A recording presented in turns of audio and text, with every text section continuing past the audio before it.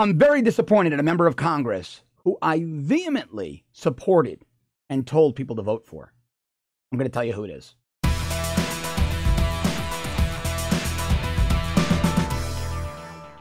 Representative Brian Mast from right here in Florida has disappointed me. Very, very much. See, before he ran for office, I was one of the first radio hosts. When I had my radio shows down in South Florida, I was one of the first radio hosts to put Representative Mast on air, then candidate Brian Mast on air. I first had him on my show when he was running in the primary. I thought he was an exceptional candidate. He gave so much for this nation. If you're not familiar with Representative Brian Mast, he lost both of his legs and part of his hand in an explosion while deployed in the war on terror.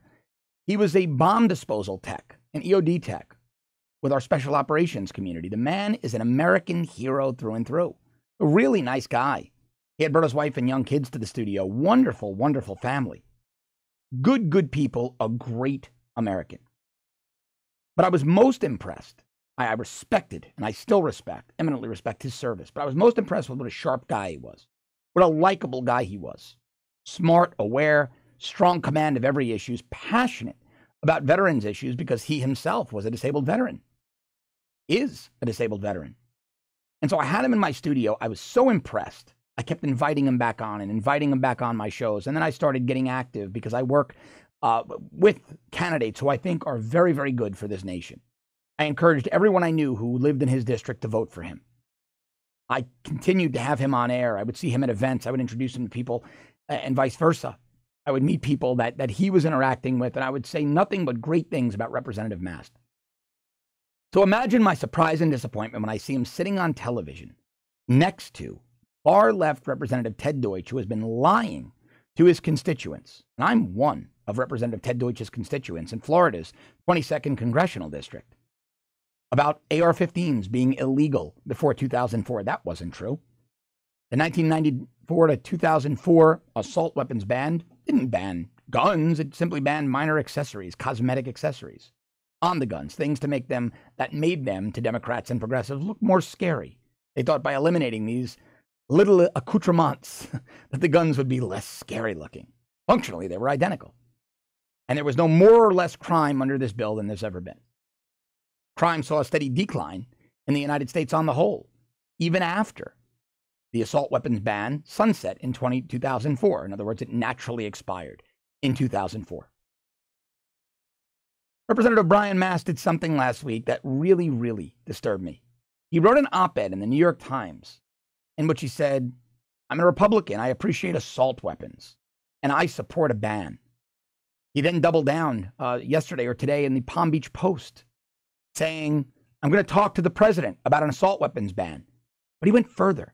He compared semi-automatic AR-15s to AT-4 rocket launchers and Abrams tanks, things we don't see the farthest left Democrats, we don't see people like Adam Schiff and Maxine Waters do.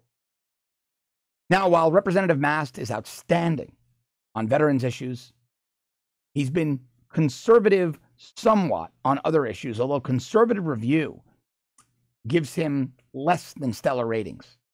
He only has a 56% conservative voting record. I believe he was approaching a D or an F rating with them. He's become very disappointing to me. I don't know if I can enthusiastically support him again now. If he's only running against a D, then I'm going to support him. I still want Republicans in seats. We talked about this yesterday because it's important for our number count to be greater than Democrats so we retain leadership. Not so much in Brian Mast's case to confirm nominees, as that's the job of the Senate. But in the House, we want to keep leadership. We want to keep control of the committees. We want to keep control of the speaker's chair, the whip's chair.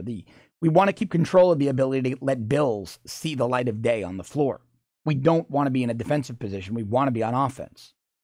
But if Representative Brian Mast is primaried here in Florida and his primary challenger is a rock-solid conservative, well, from what I'm seeing and hearing from Republican voters in the state, especially in his district, he's going to have a challenge and he's going to have a problem. And I'm going to be going much deeper into the issues of Representative Brian Mast on my longer one-hour show, Off the Cuff Declassified, right here on The Rebel. I'm also going to be talking to a former Clinton White House appointee and Cam Edwards, the host of NRA News, Cam and Company, about this very issue. You're not going to want to miss it. If you like this segment, please subscribe to our premium service at www.therebel.media. www.firescottisrael.com/shows. If you're already a subscriber, thank you very, very much. Don't forget to go to our URL, www.firescottisrael.com, and sign our petition.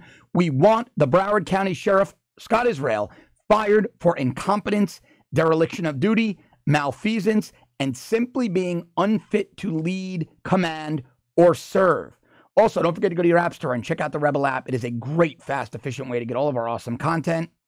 As always, thanks so much for watching. I'll be back with you tomorrow.